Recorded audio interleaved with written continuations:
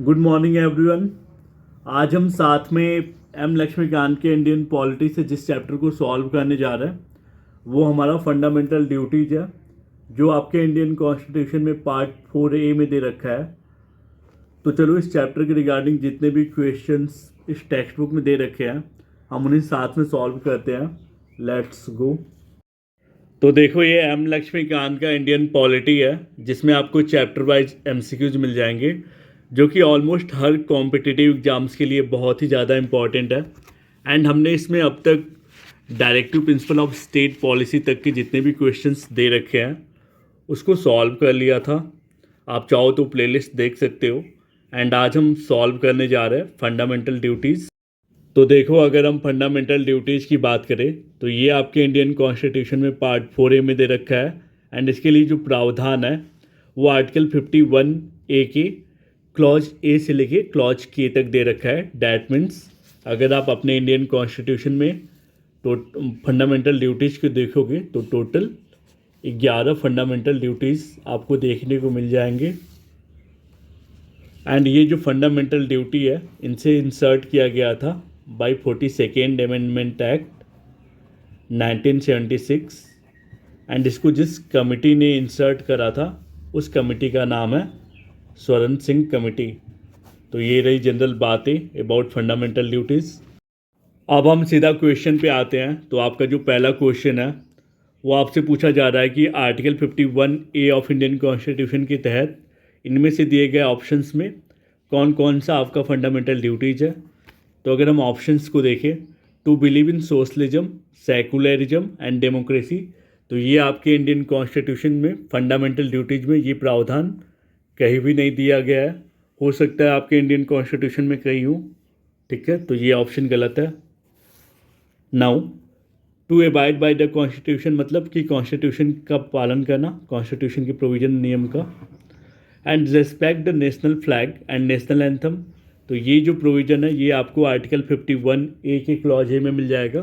तो article 51A क्या कहता है कि it shall be the duty of every citizen of India, ये प्रत्येक भारतीय नागरिक का कर्तव्य होगा कि वो एबाइड करे कॉन्स्टिट्यूशन को एंड रिस्पेक्ट करे इसके आइडियल एंड इंस्टीट्यूशन को, नेशनल फ्लैग को और नेशनल एंथम को। तो ये आर्टिकल 51A में ये प्रोविजन दे रखा है। दैट मीन्स कि ये फंडामेंटल ड्यूटी है।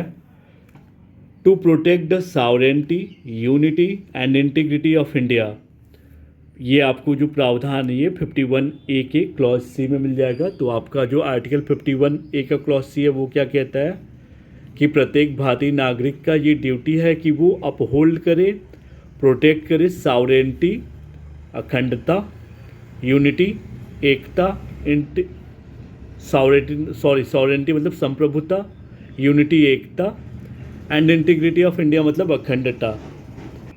डैट मीन्स कि ये वाला भी ऑप्शन सही है। Now, to preserve the rich heritage of the country's composite culture, ये जो प्रावधान है ये आपको आर्टिकल 51 के F में मिल जाएगा।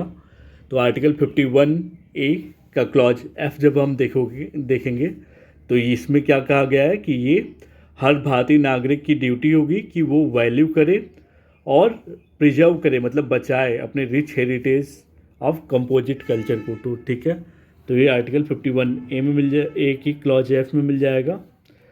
To help the poor and weaker section of society, तो ये देखो ये हो सकता है कि DPSP में फंडामेंटल राइट्स में DPSP में इसके लिए प्रावधान हो, पर ये फंडामेंटल ड्यूटी में नहीं दे रखा है, ठीक है। नाउ आपका जो अगला क्वेश्चन है वो क्या पूछा जा रहा है, which of the following statements regarding the fundamental duties content in the Indian constitution are correct, तो इनमें से कौन से प्रावधान फंडामेंटल ड्यूटी को लेके करेक्ट है हमें वो बताना है। तो आपका जो पहला ऑप्शन है, fundamental duties can be enforced through writ jurisdiction, नहीं है ना, फंडामेंटल ड्यूटी को हम कोर्ट ऑफ लॉ में इन्फोर्स नहीं कर सकते, है ना। दैट मीन्स कि ये जो सारे प्रावधान हैं, ये सारे जो आपके फंडामेंटल ड्यूटीज है, आप अगर इनका पालन ना भी करो तो इसका मतलब ये नहीं है कि आपको जेल हो जाएगा, ठीक है। दैट्स वाई ये ऑप्शन ट्रू है, ये ऑप्शन जो है वो गलत है, क्योंकि फंडामेंटल राइट जो है वो अनइन्फोर्सिएबल होता है ना इन कोर्ट। ठीक है, इसे इन्फोर्स नहीं किया जा सकता। Now fundamental duties have formed a part of Indian constitution since it's adoption. तो क्या फंडामेंटल ड्यूटी जो है वो तुरंत ही आपके इंडियन कॉन्स्टिट्यूशन में आ गया था जब हमने इंडियन कॉन्स्टिट्यूशन को अडॉप्ट किया था। तो आप सभी को पता है कि हमने इंडियन कॉन्स्टिट्यूशन को कब अडॉप्ट किया था, 26 नवंबर 1949 में। पर जो फंडामेंटल ड्यूटी है ये हमारे इंडियन कॉन्स्टिट्यूशन में 42nd अमेंडमेंट एक्ट के तहत आया था, जो कि 1976 में हुआ था ऑन रिकमेंडेशन ऑफ स्वर्ण सिंह कमेटी। ठीक है, तो इसका एडॉप्शन हुआ था 26 नवंबर 1949। डैट मीन्स कि ये अभी ऑप्शन गलत है, क्योंकि हमने फंडामेंटल ड्यूटी को 42nd अमेंडमेंट एक्ट 1976 के तहत ऐड किया था अपने इंडियन कॉन्स्टिट्यूशन में। अब देखो आपका जो अगला ऑप्शन है, fundamental duties became a part of the constitution in accordance with the recommendation of स्वर्ण सिंह कमेटी। तो अभी हमने जाना कि स्वर्ण सिंह कमेटी के रिकमेंडेशन पे ही फंडामेंटल ड्यूटी को ऐड किया गया था हमारे इंडियन कॉन्स्टिट्यूशन में बाय 42nd अमेंडमेंट एक्ट 1976। अब यहाँ पे देखो आपसे पूछा जा रहा है fundamental duties are applicable only to the citizen of India. तो ऑब्सल्यूटली फंडामेंटल ड्यूटी का जो पालन करना है वो बस इंडिया के सिटीजन के लिए है ना। यहाँ पे लिख रखा है it shall be duty of every citizen of India. ठीक है, तो ये इसमें मतलब बस थर्ड एंड फोर्थ सही है। ठीक है, now which of the following duties have been prescribed by Indian constitution as the fundamental duty. तो इनमें से हमें बताना है कि फंडामेंटल ड्यूटी कौन सा है अलग अगेन। तो यहाँ पे देखो टू डिफेंड द कंट्री है ना, टू डिफेंड द कंट्री है हमारे फंडामेंटल राइट में। तो देखो यहाँ पे लिख रखा है आर्टिकल 51A के कौन सा है, हाँ देखो आर्टिकल 51A का जब हम क्लॉज डी देखेंगे तो यहाँ पे क्या लिख रखा है, to defend the country and render national services when called upon to do so, है ना। मतलब भारत को डिफेंड करना है हमें अपने कंट्री को, और जब भी नेशनल सर्विस के लिए बुलाया जाए तो हमें आना, ये हमारे मौलिक कर्तव्य है। ठीक है, टू पे इनकम टैक्स, तो ये प्रावधान कहीं नहीं दे रखा है। To preserve the rich heritage of our composite culture, तो हमने इसे आर्टिकल 51 के एक की क्लॉज एफ में पढ़ रखा था ना, एफ में क्या, to preserve the rich heritage of our culture. ठीक है, टू सेफगार्ड पब्लिक प्रॉपर्टी, ये भी सही है ना। टू सेफगार्ड पब्लिक प्रॉपर्टी भी ये दे रखा है। टू सेफगार्ड पब्लिक प्रॉपर्टी कहाँ दे रखा है, देखो आर्टिकल 51A के क्लॉज आई में दे रखा है कि हमें ये भारतीय नागरिक की जिम्मेदारी है, ड्यूटी है कि वो सेफ गार्ड करे पब्लिक प्रॉपर्टी को जो हमारे देश का है, और एब्जूर करे वायलेंस को त्यागे। एब्जूर मतलब होता है त्यागना, छोड़ना। ठीक है, तो इसमें डी ऑप्शन करेक्ट है। नाउ यहाँ पे आपसे पूछा जा रहा है कि विच of the following is a fundamental duty of every citizen of India. तो इसमें से कौन सा फंडामेंटल ड्यूटी है हर सिटीजन का। तो यहाँ पे देखो to be truthful to one's duty, ये तो नहीं दे रखा है फंडामेंटल ड्यूटी में। तो बेसिकली आप जब देखोगे तो आपको फंडामेंटल ड्यूटी में ये मिल जाएगा, to renounce practice derogatory to the dignity of women, है ना। ऐसे प्रैक्टिसेस को छोड़ना जो महिला के आत्मसम्मान को ठेस पहुंचाता हो। तो ये आपको इसके लिए जो प्रोविज़न है वो आर्टिकल 51A के क्लॉज जी में मिल जाएगा। तो आर्टिकल 51A का क्लॉज जी हम देखें तो ये क्या कह रहा है कि it shall be duty of, हर भारतीय सिटीजन का ये ड्यूटी है कि वो हारमोनी में चले, मतलब कि आपसी तालमेल अच्छा रखे, मैत्री संबंधों and the spirit of common brotherhood होना चाहिए भारतीय लोगों में amongst all people of India, है ना। Transcending religious, linguistic and regional or sectional diversities. ठीक है, तो यहाँ तक ये पहला फंडामेंटल राइट दे रखा है इसमें क्लॉजी में। To renounce practices derogatory to the dignity of women दे रखा है। ठीक है, वुमेन दे रखा है, ना कि चिल्ड्रन, ह्यूमन, ये सब। ठीक है, तो ये ऑप्शन सही है। अब यहाँ पे देखो आपसे पूछा जा रहा है the fundamental duties are intended to serve as reminder to, जो फंडामेंटल ड्यूटीज़ है ना, उसका क्या इंटेंशन है। वो क्या याद दिलाने की कोशिश करता है, वो ये याद दिलाने की कोशिश करता है कि हर जो प्रत्येक सिटीजन है उसका एक बेसिक नॉर्म है डेमोक्रेटिक कंडक्ट को लेकर, है ना।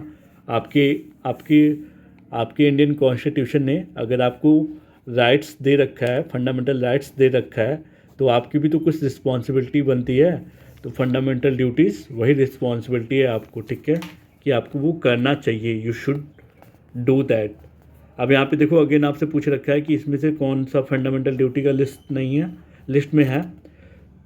तो देखो हमने इसमें देखा था कि to abide by the constitution and respect its ideals and institution, ये हमें आर्टिकल 51 ए के क्लॉज ए में देखने को मिल गया था, है ना, to abide by the constitution and, ठीक है।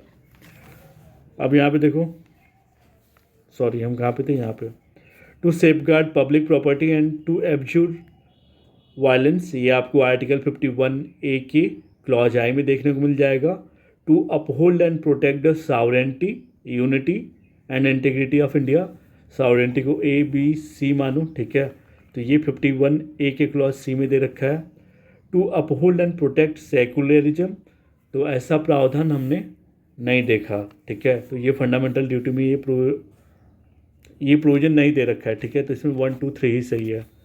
यहाँ पे देखो respect for the national flag and national anthem is, देखो तो यहाँ पे आपसे पूछ रखे कि respect for the national flag and national anthem ये क्या है, ये फंडामेंटल ड्यूटी है प्रत्येक नागरिक का, ठीक है, तो ये हमने इसके लिए जो प्रावधान है वो कहाँ दे रखा है, आर्टिकल 51 ए के क्लॉज ए में। अब यहाँ पे आपसे पूछा जा रहा है कि हमें कंसिडर करना है इन स्टेटमेंट को, है ना, फंडामेंटल ड्यूटीज़ की रिगार्डिंग जो दे रखे हैं। To protect the sovereignty, unity and integrity, तो इसको ए बी सी मानो मैंने बोला, तो ये 51 ए सी में मिल जाएगा। टू सेफगार्ड प्राइवेट प्रॉपर्टी, तो हम क्या प्राइवेट प्रॉपर्टी को सेफगार्ड करते हैं, तो देखो आर्टिकल 51 ए का जो क्लॉज आई है वो क्या कहता है, टू सेफगार्ड पब्लिक प्रॉपर्टी, ना कि प्राइवेट प्रॉपर्टी, ठीक है, तो यहाँ पे जो ऑप्शन है ये गलत है, पब्लिक प्रॉपर्टी होता तो सही होता। तो यहाँ पे जो लास्ट वाला पूछ रखा है, to protect and improve the natural environment including forest, lakes, rivers, wild life, तो ये आपको आर्टिकल 51 ए के क्लॉज जी में मिल जाएगा। तो आर्टिकल 51 ए का क्लॉज जी देखोगे तो कहता है ये आपसे कि ये प्रत्येक नागरिक की, प्रत्येक भारतीय नागरिक की जिम्मेदारी है कि वो प्रोटेक्ट करे और इम्प्रूव करे नेचुरल इन्वायरमेंट को। नेचुरल इन्वायरमेंट में चाहे वो फॉरेस्ट हो, लेक हो, रिवर हो, वाइल्ड लाइफ हो, एंड उसके लिए वो कंपैशन रखे, मतलब कंपैशन रखे फॉर लिविंग क्रिएचर्स, ठीक है। नाउ अब आपसे यहाँ पे पूछा जा रहा है कि जो फंडामेंटल ड्यूटीज़ है जो आपके इंडियन कॉन्स्टिट्यूशन में ऐड किया गया है बाय 42nd अमेंडमेंट एक्ट 1976, ये किसके रिकमेंडेशन पे ऐड किया गया था, तो मैंने बहुत बार बता दिया, ये स्वर्ण सिंह कमेटी के रिकमेंडेशन पे ऐड हुआ था, ठीक है। अब यहाँ पे आपसे पूछा जा रहा है which of the following has not been enumerated in the constitution of India as being amongst the fundamental duties of the citizen, तो इसमें से हमें ये पूछा जा रहा है कि इसमें फंडामेंटल ड्यूटी कौन सा नहीं है, ठीक है। To value and preserve the rich heritage of our composite culture, तो ये हमने देखा था आर्टिकल 51 ए के क्लॉज एफ में मिल जाएगा। टू सेफगार्ड पब्लिक प्रॉपर्टी हमने अभी बहुत बार देख लिया। एंड टू एब्ज्यूट वायलेंस, वायलेंस को छोड़ना और पब्लिक प्रॉपर्टी को बचाना, तो ये आपको आर्टिकल 51 ए के क्लॉज आई में मिल जाएगा।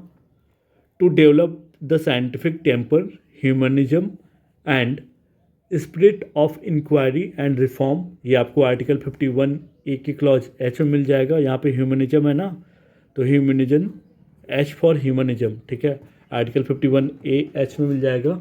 तो आर्टिकल 51 ए एच में हम देखें तो ये देखो क्या कहता है, ये प्रत्येक नागरिक की जिम्मेदारी होगी कि वो साइंटिफिक टेम्पर डेवलप करे, ह्यूमनिज्म डेवलप करे और spirit of inquiry and reform को डेवलप करे, ठीक है। अब यहाँ पे देखो to secure a social order for the promotion of welfare of the people, ये जो प्रावधान है वो डायरेक्टिव प्रिंसिपल का प्रावधान है, हमने डीपीएसपी को भी कवर कर लिया है, तो आप देख सकते हो। अब यहाँ पे आपसे पूछा जा रहा है which one of the following is not a fundamental duty, इनमें से कौन सा फंडामेंटल ड्यूटी नहीं है? Again to respect national anthem, हमने देखा ये 51A के क्लॉज ए में दे रखा है। टू सेफगार्ड पब्लिक प्रॉपर्टी, ये हमने देखा आर्टिकल 51A के यहाँ पे एफ लिख रखा है मैंने, क्लॉज आई में दे रखा है, ठीक है। टू सेफगार्ड पब्लिक प्रॉपर्टी कहाँ दे रखा है? 51A के क्लॉज आई में, to safeguard public property and abjure violence. To protect monuments and place of national importance, तो ये हमारे फंडामेंटल ड्यूटी का प्रावधान नहीं है, ये हमारा directive principle of state policy का प्रावधान है, जो आपको आर्टिकल 49 में देखने को मिल जाएगा। To protect and improve the natural environment, तो ये आपको आर्टिकल 51A(g) में मिल जाएगा, ठीक है। अब यहाँ पे देखो आपसे पूछा जा रहा है कि फंडामेंटल ड्यूटी के रिगार्डिंग हमें बताना है, ठीक है। Fundamental duties have always been a part of constitution of India, नहीं। फंडामेंटल ड्यूटी को हमने 42nd अमेंडमेंट एक्ट से ऐड किया था ना, तो ये हमेशा से हमारे इंडियन कॉन्स्टिट्यूशन का पार्ट नहीं था। Have been added through an amendment, क्या हमने फंडामेंटल राइट्स को एक अमेंडमेंट के जरिए ऐड किया है? हाँ, ये बात सही है, क्योंकि वो जो हमारा अमेंडमेंट था वो 42nd अमेंडमेंट एक्ट 1976 था, ठीक है।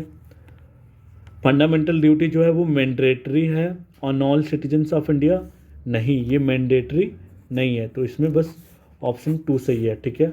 मैंडेटरी होता फंडामेंटल ड्यूटीज़, तो अगर आप फंडामेंटल ड्यूटी का पालन नहीं कर रहे होते तो लोग आपको सीधा केस करके जेल ले जा, मतलब जेल में भेज देते, ठीक है। अब यहाँ पे देखो आपसे पूछा जा रहा है which of the following is not a fundamental duty under article 51A of constitution of India. Again हमसे क्या पूछा जा रहा है कि इसमें से कौन सा फंडामेंटल ड्यूटी नहीं है? तो देखो to render national service when called upon to do so, तो ये हमें आर्टिकल 51A(d) में मिल जाएगा, तो यानी कि ये फंडामेंटल ड्यूटी है। आर्टिकल 51A(d) क्या कहता है कि it shall be duty of every citizen of India to defend the country and render national service when called upon to do so, ठीक है।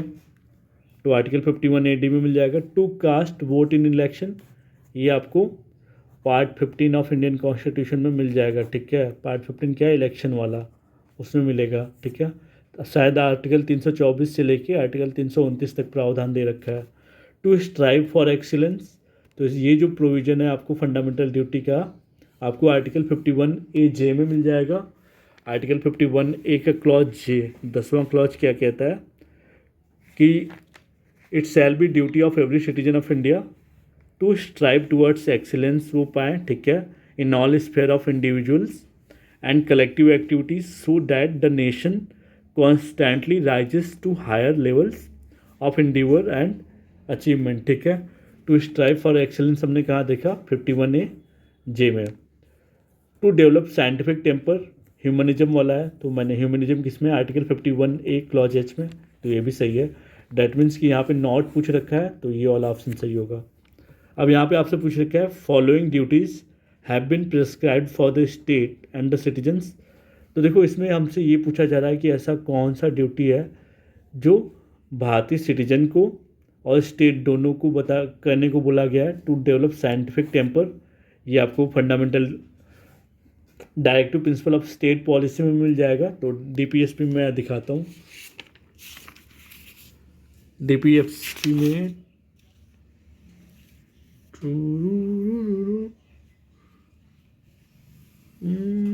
कहीं तो दे रखा है, कहीं तो दे रखा है, कहीं दे रखा है, बाद में देखेंगे, ठीक है।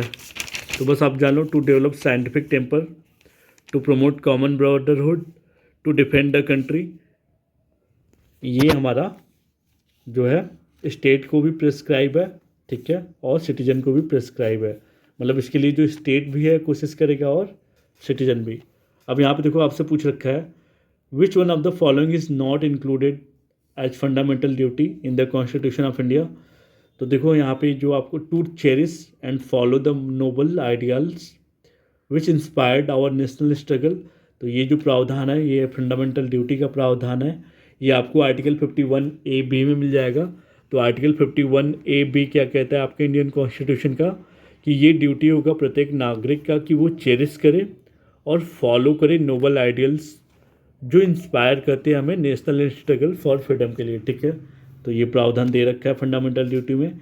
To develop the scientific temper, humanism and spirit of inquiry, ये मैंने बोला ना ह्यूमनिज्म आए तो एच में जाओ, तो आर्टिकल 51 ए का जो एच है उसमें दे रखा है ये प्रावधान। टू प्रोटेक्ट द माइनॉरिटीज़, तो ये आर्टिकल 29 के क्लॉज 1 क्लॉज 2 में मिलेगा आपको, ठीक है। तो आर्टिकल 29 जो है वो फंडामेंटल राइट्स में है, तो यहाँ पे ये जो है ये फंडामेंटल ड्यूटी का पार्ट नहीं है, ठीक है। To safeguard public property and to abjure violence, तो ये हमें आर्टिकल 51 ए के क्लॉज आई में मिल जाएगा, तो ये भी फंडामेंटल राइट्स का फंडामेंटल ड्यूटी का एक प्रोविज़न है। तो हमें यहाँ पे नॉट पूछा था, तो यहाँ पे टू प्रोटेक्ट द माइनॉरिटी जो है वो फंडामेंटल ड्यूटी नहीं है। नाउ यहाँ पे आपसे पूछा जा रहा है कि जो protection of lakhs is an objective expressly stated in which of the following. देखो जो प्रोटेक्शन ऑफ लैक्स है ना, तो इसके लिए जो प्रोविज़न है इसको क्लियरली कहाँ पे मेंशन किया गया है, फंडामेंटल ड्यूटी में मेंशन किया गया है। तो इसके लिए जो प्रोविज़न है वो आपको आर्टिकल 51 ए क्लॉज जी में मिल जाएगा। तो आर्टिकल 51 ए का क्लॉज जी क्या कहता है कि it shall be duty of every citizen of India to protect and improve the natural environment including forest, lakes, है ना, लेक्स यहाँ पे दे रखा है, ठीक है। तो इम्पॉर्टेंट क्वेश्चन हो सकता है, rivers and wild life and to have compassion for living creatures, तो यहाँ पे ये सही है, ठीक है। प्रोटेक्शन ऑफ लेक्स ये फंडामेंटल ड्यूटी है। In which of the following years fundamental duties have been added in the constitution of India, तो हमने देखा कि इसको ऐड किया गया था 1976 में बाय 42nd अमेंडमेंट एक्ट। अब यहाँ पे आपसे पूछा जा रहा है which of the following articles of the constitution of India relate to the protection and improvement of environment. तो देखो जब आप डीपीएसपी का आर्टिकल 48 ए देखोगे और जो फंडामेंटल ड्यूटी का आर्टिकल 51 ए देखोगे, तो दोनों में ही इन्वायरमेंट को प्रोटेक्ट करने की बात की गई है। तो आर्टिकल 48 ए दिखाता हूँ। आर्टिकल 48 ए जो है आपके इंडियन कॉन्स्टिट्यूशन का, वो क्या कहता है, protection and improvement of environment and safeguarding of forest and wild life. तो इसमें क्या बोलता है आर्टिकल 48 ए कि जो स्टेट है वो ये इंडिवर करेगा, मतलब कोशिश करेगा कि वो प्रोटेक्ट करे और इम्प्रूव करे इन्वायरमेंट को और सेफगार्ड करे फॉरेस्ट और वाइल्ड लाइफ ऑफ कंट्री को, ठीक है। तो यही बातें हमें आर्टिकल 51 ए के जी में भी बोला गया है, to protect and improve the natural environment, ठीक है। तो ऑलमोस्ट सेम बातें हैं, दोनों को ही 42nd अमेंडमेंट एक्ट 96 के तहत ऐड किया गया था। तो अब यहाँ पे आपसे पूछा जा रहा है कि हमें यहाँ पे स्टेटमेंट बताना है। तो ये जो स्टेटमेंट है कि जो 86th अमेंडमेंट एक्ट है इसने इंक्लूड किया था कि हर भारतीय नागरिक की ये ड्यूटी रहेगी कि वो ये अपॉर्चुनिटी प्रोवाइड करे फॉर एजुकेशन के लिए, अपने बच्चों के लिए या फिर जो भी ऐसे लोगों के लिए जो 6 to 14 ईयर्स के हो, ठीक है। तो ये बात सही है, ये 86th अमेंडमेंट एक्ट के तहत ही आया था। तो इसके लिए जो इम्पोर्टेंट लैंडमार्क केस है वो मोहिनी जैन का केस होगा और एक उन्नी कृष्णन का केस है, तो आप चाहे तो देख लेना। अब यहाँ पे आपसे पूछा जा रहा है कि जो वर्मा कमेटी है, वर्मा कमेटी JS वर्मा इसमें जस्टिस थे, ठीक है। इन्होंने फंडामेंटल ड्यूटीज़ को लेकर 1990 में कहा था कि जो फंडामेंटल ड्यूटी है वो उसको आइडेंटिफाई किया गया है एक legal provision for the implementation of some of the fundamental duties, ठीक है। तो यहाँ पे हैज़ नॉट लिखा है, इसलिए ये ऑप्शन गलत हो जाएगा क्योंकि इन्होंने आइडेंटिफाई किया था, ठीक है। तो हैज़ नॉट होने की वजह से सब सिर्फ ऑप्शन 1 सही है। नाउ जो फंडामेंटल ड्यूटी है उसे हमने कहाँ से इंस्पायर किया है, कहाँ से लिया गया है, तो ऑस्टवाइल यूएसएसआर क्या हुआ करता था, union of Soviet socialist Republic, जिसे अब हम रसिया कहते हैं। तो फंडामेंटल ड्यूटी को हमने यहाँ से लिया है, ठीक है, हमने यहाँ से इंस्पायर हुए हैं। तो हमने फंडामेंटल ड्यूटी के रिगार्डिंग जितने भी क्वेश्चन इस टेक्स्ट बुक में दे रखे हैं उसको सॉल्व कर लिया है। अब जो हमारा अगला टॉपिक होगा वो पार्लियामेंट होगा। So stay connected, let's learn together. Thank you.